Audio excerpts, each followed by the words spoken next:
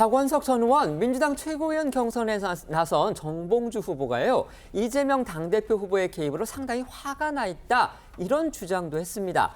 물론 이제 사실 확인이 필요하긴 하지만요. 박 전 의원, 정 후보와 개인적 친분이 아주 두터운 사이로 알려져 있습니다. 네, 이 민주당 최고위원 경선 둘러싼 논란은 사실상 이재명 후보 그 유튜브 방송에서 시작이 됐었죠.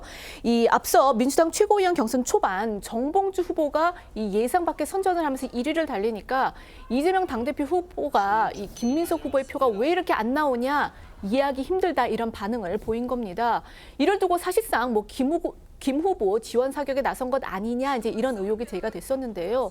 관련해 박원석 전 의원은 앞서도 소개해드린 한 라디오 유튜브 방송에서 자신이 정봉주 후보와 통화를 했는데 이재명 후보가 이 최고위원 경선에 개입한 것에 대해서 상당히 열이 받아 있더라 이렇게 전한 겁니다.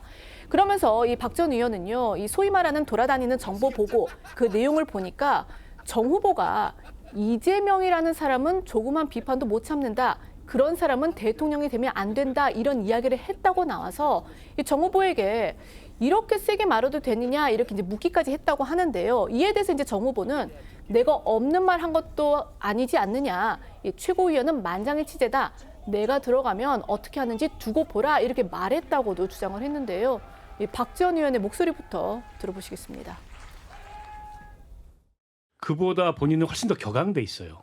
네. 지금 저 이재명 대표의 최고위원 선거 개입에 대해서 상당히 열받아 있고 내가 없는 말 한 것도 아니다. 5명 안에만 들어가면 되잖아. 이게 아주 의미심장한데 만장일치제야 최고위원회. 두고 봐. 내가 들어가면 어떻게 하는지. 조그마한 비판도 못 참는다. 이재명이라는 사람이. 행정가 출신이라서 그렇다. 그런 사람들 대통령 되면 안 된다. 표본이 윤석열이다. 물론 박원석 전 의원의 개인적인 주장이기는 합니다. 하지만 이 정봉주 후보가 했다는 그 발언 내용, 그다음에 수위 모두 아슬아슬해 보입니다. 정봉주 후보 이에 대해서 내놓은 입장 있습니까? 네, 아직까진 정봉주 후보가 박원석 전 의원의 주장에 대해 직접적으로 내놓은 입장은 없는 것으로 보이는데요. 다만 정 후보 오늘 공개된 뉴시스 인터뷰에선 이재명 후보가 최고위원 경선에 개입했다는 구체적 근거나 흔적이 없으니 이 후보가 그렇게 했다고 믿기는 어렵지 않겠냐는 원론적 입장을 내놨습니다. 어쨌든 이른바 이재명 후보가 선택한 이른바 명픽으로 꼽히는 김민석 후보, 지난 호남 지역 경선을 기점으로 해서 정봉주 후보를 밀어내리고요. 1위로 올라선 상황입니다. 결국 이재명 후보의 공개적인 지지 의사, 이게 영향을 미쳤다는 게 그 민주당 안팎의 중론입니다. 이재명 당대표 후보, 그다음에 김민석 최고위원 후보 모두 노골적으로 이런 상황을 드러냈다. 이런 지적도 나오고 있습니다. 네, 이재명 후보는 유튜브 방송에서 거듭 김민석 후보를 언급하며 사실상 명심이 어디에 있는지 드러냈다는 평가가 나왔고요. 김 후보가 자신의 경선 캠프 총괄 본부장 역할을 하고 있다고도 밝히기도 했는데요. 앞서 나온 이재명 당대표 후보와 김민석 최고위원 후보 목소리부터 이어 들어보겠습니다. 대표님이 아까 김민석 왜 이렇게 표가 안 나와 이래가지고 찍혀버렸어. 그게 찍혔어요. 이재명 대표 본인께서 그 현재 대표 선거의 총괄본부장도 제가 겸하고 있다 하는 것을 이제 공개적으로 말씀을 하셨고, 사이가 뭐 호흡을 맞추거나 소통이 되고 있지 않으면 그렇게 또 대표의 총괄본부장까지 겸하고 있지는 않겠죠.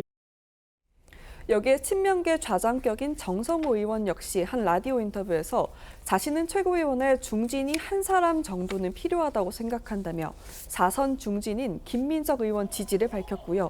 이 후보 역시 그렇지 않겠냐고 했습니다.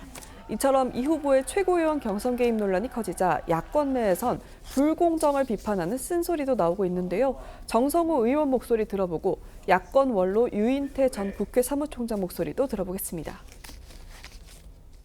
다만 저 개인적으로는 대개 뭐 정봉주 의원님도 초선 의원 전 초선이시고 나머지들이 뭐 재선 3선이신데 그 4선 정도 중진이 한 사람 좀 필요한 게 아닌가. 필요성 측면에서 약간 속으로 밀 수도 있다 이렇게 보시는군요. 뭐 그렇게 그런 정도로 생각해야 되지 않을까요? 아니 자꾸 오그라뜨리는 일을 하잖아요. 자유 경쟁의 판을 만들어주지. 그럼 뭘 자꾸 그렇게 개입을 하는 게 그게 확장의 길이 아니잖아요. 대표가 그렇게 뭐 차에 불러서 뭐 그래 가지고 역전이 됐다고 하는 것 자체가 가령 이 아까 말한 이재명 그 대표 후보의 지금은 그런 어떤 확장에 도움이 되는 거냐, 관여 안 하는 게 좋은 거거든요. 안 하는 게 좋죠. 박원석 전 정의당 의원의 폭로가 지금 상당히 눈길을 끕니다.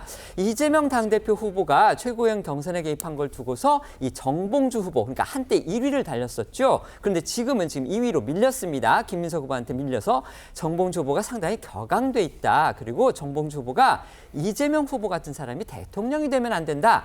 그러면서 사실상 이재명 후보 일극 체제에 대해서도 아주 강한 불만을 드러내는 그런 찌라시, 그러니까 이른바 사설 정보지가 돌고 있는데 정봉주 후보한테 확인을 해보니까 내가 없는 말 한 거 아니지 않느냐 이렇게 지금 주장을 했다는 겁니다. 이게 더더욱 사실 확인이 좀 필요하긴 하지만 어쨌든지 간에 박 전 의원의 폭로 파장이 상당할 듯합니다. 우선 지인이 여부하고요. 그다음에 이 발언의 파장 어떻게 평가하십니까? 일단 그 박원석 전 의원의 발언을 할 때 제가 옆에 있었고요. 이게 이제 그 매체 특성상 정규 라디오 방송이 아니라 끝나고 유튜브라고 해서 본방 불가라는 그 제목만큼 조금 이렇게 허심탄회하게 얘기를 하는 자리였어요. 거기서 좀 박원석 전 의원께서 그러니까 정봉주 후보와 친분이 있어서 어떤 관계에 있어서 그걸 확인했는지 모르겠으나 가감 없이 얘기하는 가운데서 다소 지금 전당대회 가운데 조금 불편할 수 있는 얘기들이 나왔죠. 이재명 전 대표가 지금 후보로서 뛰고 있고 지금 대표로서 확실시 되는데 예를 들어 정봉주 후보가 최고위원으로 갔을 때 둘이 갈등을 빚어질 수 있을 만한 발언들이 있잖아요. 그래서 저는 지금 수도권의 어떤 투표를 앞둔 상황에서 박원석 전 의원의 이런 이야기가 사실의 진위 여부를 떠나서 어떤 투표 결과에 영향을 주지 않을까라는 부분들도 제가 그 자리에서 얘기를 했습니다.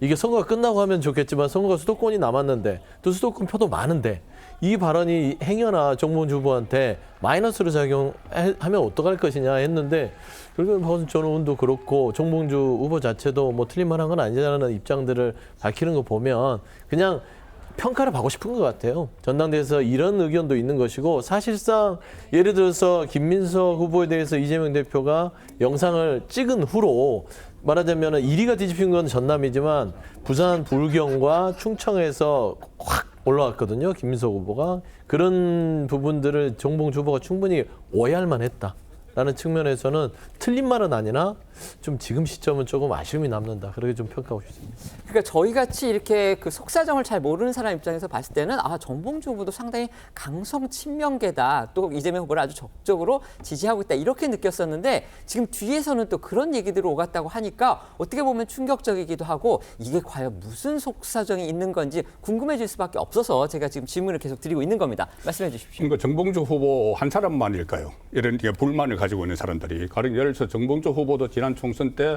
공천이 됐다가 본인의 과거 막말, 목함질에 관련된 막말 때문에 공천이 취소가 됐잖아요. 그렇습니다. 그리고 이번에 또 처음에 출마를 했을 때 이재명 후보가 최고위원 후보들을 순서대로 이렇게 다 순차적으로 유튜브에 출연을 시켰어요. 그래서 앞순위냐 뒷순위냐 이런 불만도 있었는데 그런데 어쨌든 본인이 이게 지금 불만을 표출을 하면서 내가 최고위원이 되고 나면은 저는 합의제니까 내 거기서 비주로로서 그 말을 분명히 하겠다는 뜻을 이야기를 했어요. 그렇다면은 지금 어떻게 보면은 총선 공천과 그 이번 경선 과정에서 꾹꾹 눌려져 있던 불만 세력들이 좀 잠재적으로 많이 있다는 것을 저는 이제 느끼게 되거든요. 그리고 경선이 끝나고 나면은 어떤 식으로든 표출될 가능성이 있다는 것을 하나 좀 관전 포인트가 되고 다른 하나는 조금 전에 말씀하셨지만 이것이 남은 경선에 어떻게 영향을 미칠까? 지금 17개 중에서 13곳을 마쳤는데 그 남은 것이 그 4개인데 수도권과 충청권 굉장히 많아요. 많고 지금 하고 있는 것은 권리당원의 ARS 투표입니다. 권리당원의 모바일 투표예요. 권리당원 ARS 투표도 남아있고 대의원 투표도 남아있고 또 일반 국민 여론조사 30%도 남았는데 거기에 과연 이것이 어떤 영향을 미칠까 그 부분도 한번 지켜봐야 되는 거죠. 다시 한번 말씀드립니다. 이 정봉주 의원이 했다는 얘기는요. 지금 박원석 전 의원의 간접적인 전언입니다. 그렇기 때문에 정봉주 의원 본인이 과연 이 부분에 대해서 사실을 좀 확인해야 될 그런 과정이 필요해 보이기는 합니다. 어쨌든 정 후보입니다. 죄송합니다. 정봉주 후보의 어떤 입장이 구체적으로 나오면 그건 또 저희가 후속으로 전해드리도록 하겠습니다.